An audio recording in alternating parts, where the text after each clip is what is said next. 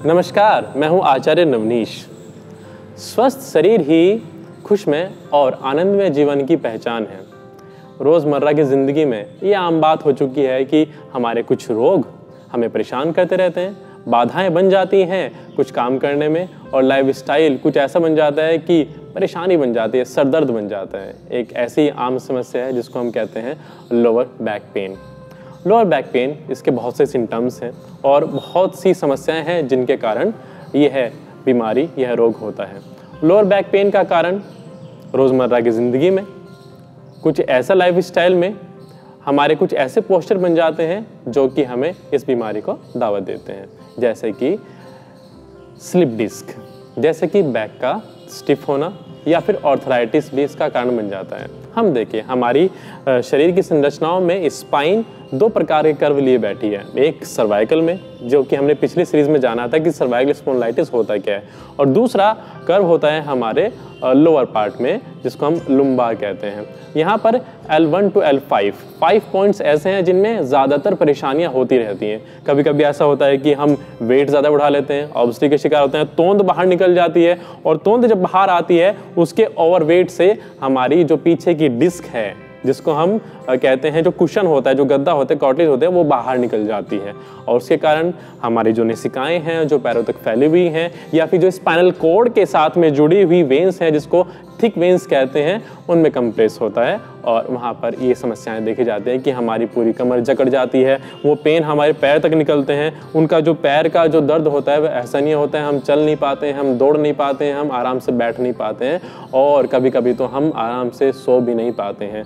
दूसरा कारण बन जाता है कि हम अपने लाइफस्टाइल में गलत पोस्चर का यूज़ करते हैं, जैसे कि ज़्यादा वेट उठाना, ज़्यादा झटके के साथ उठाना, या फिर गलत तरीके से आगे की ओर झुकना, और बहुत सारे इसके कारण बन जाते हैं। उनमें से एक कारण है आर्थराइटिस, जिसको कहते हैं वात रोग।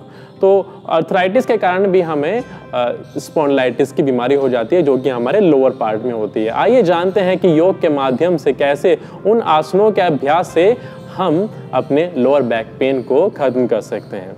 लोअर बैक पेन में किए जाने वाले अभ्यास में हम आसन लेंगे खड़े होकर कटी चक्रासन, खड़े होकर स्तंभित सर्पासन। बैठ कर किए जाने वाले आसन में हम लेंगे मर्जरीयासन, शशांक आसन और उष्ट्रासन, और जब हम लेटे हैं, लेट कर किए जाने वाले अभ्यासों में हम लेंगे शलभासन और साथ के साथ सर्पासन। हम प्राणायाम से भी अपने इस पेन में आराम ले सकते हैं, जैसे कि नाड़ी शोधन प्राणायाम और भ्रामरी प्राणायाम की हम सहायता लेंगे, जिसके माध्यम से हम लोअर बैक पेन को समाप्त कर सकते हैं। पहला अभ्यास हम करेंगे कटी चक्रासन। ध्यान दीजिए, लोअर बैक पेन में समस्या एक होती है स्लिप डिस्क की, और इस स्लिप डिस्क में या तो आपके राइट साइड या फिर लेफ्ट साइड में जो डिस्क होगी वो स्लिप हो जाएगी। मैं कह सकता हूँ कि अगर मेरा जो कुशन है, जिसको हम कॉर्टिलेज कहते हैं, अगर वो राइट साइड में स्लिप हो चुकी है तो आप प्लीज़ लेफ्ट साइड पर मूवमेंट नहीं देंगे, ट्विस्टिंग नहीं करेंगे। ठीक है, हम कोशिश करेंगे कि हम उसी साइड पर अपनी ट्विस्टिंग करें जिस साइड हमारी डिस्क स्लिप हुई है। तो ये बहुत ज़रूरी बन जाते हैं, सावधानी आपने रखनी है। ऐसे ही अनघड़ आपने कोई भी आसन किए कि आपका आसन है कटी चक्रासन की हमने करना है, लोअर बैक पेन में आराम होता है, नहीं। नियम है, रूल्स हैं योग में भी, आपको उनको फॉलो करना है। तो सबसे पहला अभ्यास हम कर रहे हैं कटी चक्रासन का। कटी चक्रासन में मैंने आपको बताया कि अगर डिस्क स्लिप हुई है पीछे की ओर, आगे की ओर, तो इस अभ्यास को दोनों ओर से करेंगे हम। और अगर जो स्लिप डिस्क, हमारा जो डिस्क स्लिप हुई है राइट साइड में, तो हम राइट साइड में ही इस आसन को लेंगे। तो इस आसन को करने के लिए क्या करना होता है, दोनों हाथों को सामने लिया, दोनों हाथों की हथेलिकाएं आमने सामने रहेंगी। श्वास छोड़ते हमने दोनों हाथों को परपेंडिकुलर पीछे ले जाना है।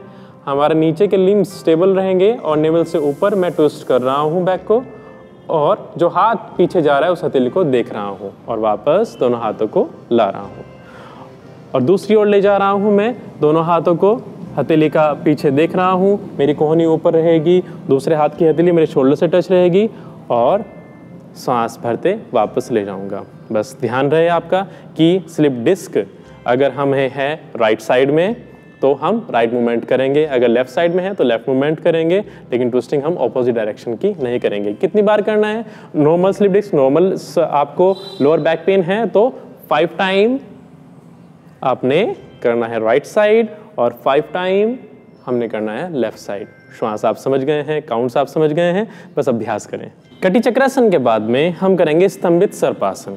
जब हम करते हैं स्तंभित सर्पासन तो एक आसन नॉर्मली हम करते हैं लोअर बैक पेन में, जिसको कहते हैं अर्ध चक्रासन।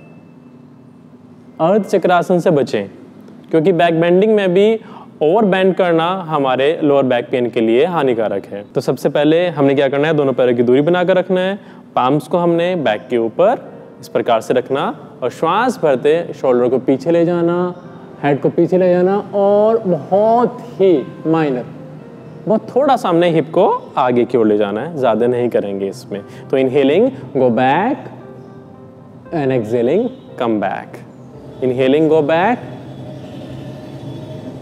exhaling come back, again inhaling go back, exhaling come back। तो लोअर बैक पेन में पीछे जाना आरामदायक है, लेकिन ऐसे ही अगर हमें लोअर बैक पेन में स्लिप डिस्क है तो आगे की ओर झुकना उतना ही हानि बन जाती है। तो जब कभी आपको ऐसा कोई स्थिति बन जाए कि आपको अपना कुछ नीचे से वेट उठाना है, या फिर आपने कोई ब्रीफ केस हुआ, सूटकेस हुआ, बाल्टी हुआ, उसको आपने उठाना है, तो आप प्लीज़ नी को फोल्ड करेंगे, आप उस वेट को लेंगे तब आप उठाएंगे, आप बैक को आगे बेंड नहीं करेंगे। तो इस बैक को बेंड आगे करने से हमने क्या होता है कि ये पेन हम फिर से जनरेट कर लेते हैं अपने लोअर बैक में। तो ऐसे में बचेंगे, हम पीछे जाएंगे लेकिन ज़्यादा नहीं जाएंगे, आगे झुकेंगे तो नहीं फोल्ड करते हुए हम झुकेंगे। ठीक है, अगले आसन की ओर चलते हैं। बैठ कर किए जाने वाले आसन में हम लेंगे मार्जरी आसन, लेकिन मार्जरी आसन जब हम कर रहे हैं तो उसमें भी हमने थोड़ा सा मॉडिफाई करना है। ध्यान दीजिएगा, हम आसन करते हैं लेकिन जब समस्याएं होती हैं तो आसन को भी मॉडिफाई करना होता है। क्या करना है, हम बिलाव आसन में या मर्जरी आसन में आने के लिए हम अपने पाम्स पर आएंगे और पीछे हमने घुटनों पर आएंगे, अपने पंजों को पीछे ढीला छोड़ देंगे, सर को पूरा ऊपर उठाना, सांस छोड़ते हुए सर को नीचे लाना और बैक को बीच से ऊपर उठाना। ध्यान से देखें, हम सामान्य स्थिति में बैक के बीच के हिस्से को नीचे लाएंगे, सर को ऊपर उठाना है, श्वास छोड़ते हुए बीच के हिस्से को ऊपर उठाएंगे और सर को नीचे लाना है। फिर से देखें, सर ऊपर बैक नीचे, वाइस वर्सा चलेगा, और सर नीचे बैक ऊपर, लेकिन बैक को ज़्यादा ऊपर नहीं उठाना है जिससे कि खतरा बन सकता है पेन बढ़ने का। श्वास भरेंगे, सर ऊपर, श्वास छोड़ते हुए सर नीचे। तो ये स्थिति हमारी रहेगी जिसको हम कहते हैं मर्जरी आसन। मर्जरी आसन करने के बाद हम थोड़ा पीछे चले जाएं, हाथ का तकिया इस प्रकार से बनाइए और सर को नीचे की ओर झुकाइए। इसको हम कहते हैं शशांक आसन। शशांक आसन बड़ा ही हेल्पफुल है हमारी बैक की मसल्स जो स्टिफ होती हैं उनमें आराम देने के लिए। जानवरों से हमें बहुत कुछ सीखने को मिलता है और उसी पर बेस है ये आसन जिसको हम कहते हैं ऊष्ट्रासन या ऊंट का बना आसन, कैमल पोज। ऊष्ट्रासन के लिए हमने अपने घुटनों पर खड़े हो जाना है। किसी भी आसन को हम कितनी बार करें ये ध्यान रखिएगा, 5 to 10 काउंट्स अगर आप किसी प्रॉब्लम से सफ़र कर रहे हैं। उसी प्रकार से हम ऊष्ट्रासन को लेंगे लगभग 3 से 5 बार, और अगर आप इसके अभ्यासी हो गए हों तो 5 से 10 बार इसका अभ्यास कर सकते हैं। करें कैसे, दोनों हाथ की हथेलिकाओं को हमने बारी बारी से अपनी एड़ी पर रखना है। तो श्वास भरेंगे, तो श्वास भरते भरते right palm on your right heel और left palm on your left heel and head back. हमने अपनी हिप को आगे की ओर पुश करना है और वहां पर रोकना है।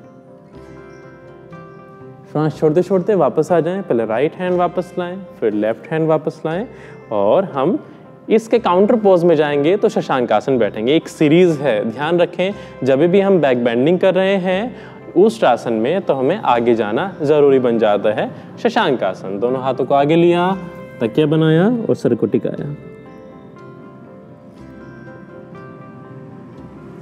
और वापस ऊष्ट्रासन। ऊष्ट्रासन करते समय हमें ध्यान रखना है कि जब भी हम पीछे जा रहे हैं तो मैंने एक मॉडिफाई फॉर्म ली है कि हमने टोज पर आए हैं, लेकिन हमारी फ्लेक्सिबिलिटी बहुत अच्छी है लेकिन बैक पेन भी है तो हम अपने टोज को पीछे पॉइंटेड भी कर सकते हैं, लेकिन ज़्यादातर सही रहेगा कि आप अपने टोज पर आएँ, अपने हाथ को पीछे ले जाएं, हथेली पर रखें। और गलती क्या है कि पीछे पूरी बॉडी को नहीं ले जाना है, हमने अपने बटक्स को जिसमें ग्लूटस मैक्सिमम मसल्स को कॉन्ट्रैक्ट करना है और आगे की ओर पुश करना है। तो right hand and left hand, head back, hold for 10 seconds, breathing normal, and come back while exhaling. Right hand and left hand, sit down and sit on your heels in Vajrasan. Bend forward, हमने आगे की ओर झुकना, हाथों का तकिया बनाना और शशांक आसन में चले जाना, वापस आना। शशांक आसन मतलब खरगोश, ऊष्टासन मतलब ऊंट। तो ऊंट और खरगोश इन दोनों का ये कॉम्बो मतलब कि एक सीरीज है जो कि हमने बारी बारी से करनी होती है और बहुत आराम मिलता है बैक के दर्द में, बैक के पेन में।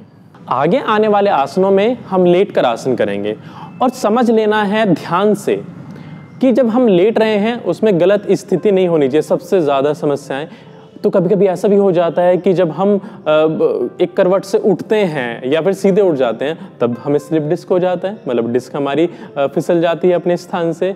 तो हमें ध्यान देना है जब हम लेट रहे हैं और लेटकर उठ रहे हैं तब हमें सावधानी बरतनी है। जैसे कि मैं लेटना चाहता हूं तो मैं दोनों हाथों को आगे रखूंगा और अपने एक एक पैर को पीछे ले जाते हुए बड़े ही सहजता के साथ में आगे लेट जाऊंगा। इसमें बड़े ही जर्क नहीं लेना है, हटपटाहट नहीं होनी चाहिए। अब हम कर रहे हैं सर्पासन। सर्पासन के लिए पहले पूंछ देखें, मतलब कि दोनों पैरों की स्थिति ऐसी हो कि दोनों पैरों के अंगूठे और एड़ी मिली होनी चाहिए और वे पीछे स्ट्रेच होनी चाहिए। दोनों हाथों की हथेलिकाएं मेरी शोल्डर के नीचे और कोहनियाएं रिब से टच होनी चाहिए। माथा फोरहेड मैट से टच रहे और श्वास भरते सर को ऊपर उठाएं, श्वास छोड़ते सर को नीचे लाएं। एक बात देखें कि श्वास भरते हम जब सर को ऊपर उठा रहे हैं, गलती हम करेंगे कि हम एल्बो भी उठा लेंगे। ये गलत पोस्चर है, इसमें नहीं जाना है। ऐसा करने पर बैक में बहुत ज़्यादा स्ट्रेन होता है, वो हमने नहीं चाहिए। तो हमने सिर्फ माइनर थोड़ा स्ट्रेन चाहिए, कॉन्ट्रैक्ट करनी है अपनी बैक मसल्स को कि श्वास भरते हुए बस गर्दन को ऊपर उठाया, थोड़ा सा चेस्ट हमारा एक्सपेंड होना चाहिए, एल्बो को नहीं उठाना है। श्वास छोड़ते वापस ले आए। एक बार अभ्यास में हम 5 टाइम्स to 10 टाइम्स कर सकते हैं। जब हम ऊपर जा रहे हैं तो 5 to 10 सेकेंड्स वहाँ पर रुकें और वापस आ जाएं। श्वास सहज होनी चाहिए और श्वास लेते हुए ऊपर गए, श्वास छोड़ते हुए वापस आ जाएं। योग में आसन में अगर श्वास नहीं है, श्वास का कोई नियम नहीं है तो वो आसन नहीं है, मात्र एक एक्सरसाइज है। तो सिर्फ और सिर्फ आसन आपने ऐसे ही नहीं करना है, श्वास का विशेष ध्यान देना है। लेटे लेटे ही सीरीज में इसी श्रृंखला में जोड़ेंगे शलभासन। शल्भ ग्रासहोपर मतलब कि टिड्ढा, उसके जैसे उसके भांति आसन का शलभासन बन जाता है। शलभासन करने के लिए हम इसी प्रकार से पेट के बल लेटेंगे, दोनों हाथों को पीछे मैट से सटा दीजिए, हथेलिकाएं मैट से छूनी चाहिए, आपकी चिन थोड़ी आगे टच होनी चाहिए मैट से। श्वास भरते हुए पैर के पंजों को खींचा जाए और एक लेग को ऊपर उठाया जाए, श्वास छोड़ते वापस और सांस भरते फिर से दूसरा पैर उठाया जाए, घुटना सीधा होना चाहिए, पंजा पीछे खींचा होना चाहिए, सांस छोड़ते वापस लाएं। जैसे जैसे आप लेग को ऊपर उठाते जाएंगे हमारा बैक, लोअर बैक में आपको हल्का सा स्ट्रेन फील होगा। अति नहीं करनी है, ज़्यादा ऊपर नहीं जाना है कि अपनी सामर्थ्य से कभी भी ऊपर नहीं जाएंगे और धीरे धीरे वापस आना है। बड़ी तेज़ी के साथ में आप वापस नहीं आएंगे, जरक नहीं लेंगे। देखें फिर से, सांस भरें, धीरे ऊपर, सांस छोड़ें, धीरे नीचे, सांस भरें, धीरे ऊपर, सांस छोड़ें, धीरे नीचे। इस प्रकार से 5 टाइम्स हमने इस आसन का अभ्यास करना है। एक आसन बहुत सारी परेशानी को ख़त्म करता है। इसी प्रकार से इस आसन के अभ्यास से हमारे लोअर एब्डोमिनल संबंधी जितने भी रोग हैं, चाहे में यूरिनरी प्रॉब्लम है या फिर वह कॉन्स्टिपेशन है या फिर वह हर्निया है, तो उसमें भी इस आसन में आराम मिलता है। हमारी शक्ति हमारे प्राणों में बसती है और प्राण मतलब कि श्वास के माध्यम से अनेकों रोगों का उपचार होता है और वही श्वास की गति हमारे लिए लाती है प्राणायाम। सही टेक्निक से हम श्वास लें, उसको हम प्राणायाम कहते हैं और प्राणायाम के माध्यम से भी हम अपने लोअर बैक पेन में आराम ला सकते हैं।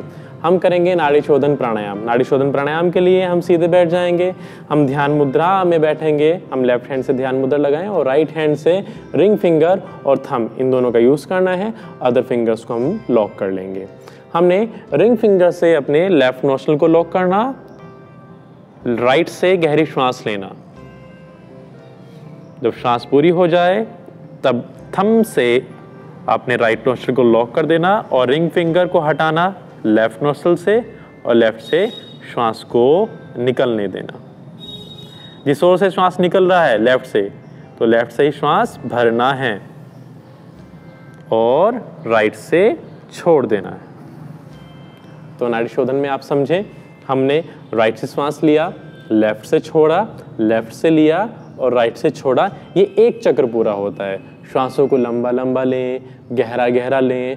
श्वास में तनाव नहीं होना चाहिए और श्वास में ब्रेक नहीं होना चाहिए। तो इस प्रकार की श्वासें हमारे मस्तिष्क के तनाव को दूर करती हैं, हमारी मसल्स के तनाव को दूर करती हैं, शरीर के अंदर रक्त संचार की मात्रा को पूरी करती हैं और शरीर में ऑक्सीजन की मात्रा को भी पूरी करती हैं, जिसकी सहायता से हम बैक पेन में आराम पा सकते हैं।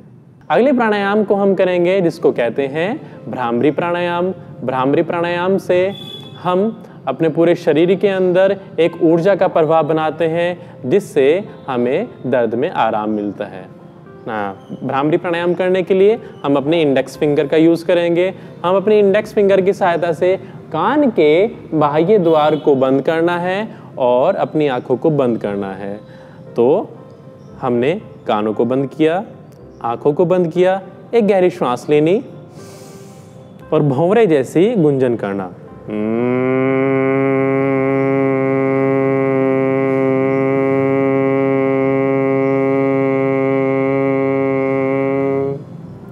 भ्रामरी नाम ही है भंवरे का, बम्बलबी, उस प्रकार का साउंड करना, उस प्रकार का आवाज़ निकालना भ्रामरी प्राणायाम कहलाते हैं। हम कंठ की पेशी से इस प्रकार की ध्वनि निकालते हैं, आवाज़ निकालते हैं कि वह हमारे ऊपर की सेंसेस में रक्त का प्रवाह पूरा करती है और साथ के साथ हमारे स्पाइनल कॉर्ड में जो हमारे थिक नर्व्स होती हैं उनमें ब्लड सर्कुलेशन को पूरा करती है। अगर में कंप्रेस हो चुकी हैं या फिर उनमें सेंसेशन कम हो चुकी है, हमारे पैर सुन्न हो रहे हैं, तो इस प्रकार की शिकायतों को ये भ्रामरी प्राणायाम बहुत अच्छे से क्योर करता है। तो भ्रामरी प्राणायाम करने के लिए हमने जाना कि इंडेक्स फिंगर का यूज़ करना, कान को बंद करना, आंखें बंद करना, गहरी श्वास लेना। जितनी गहरी श्वास लेंगे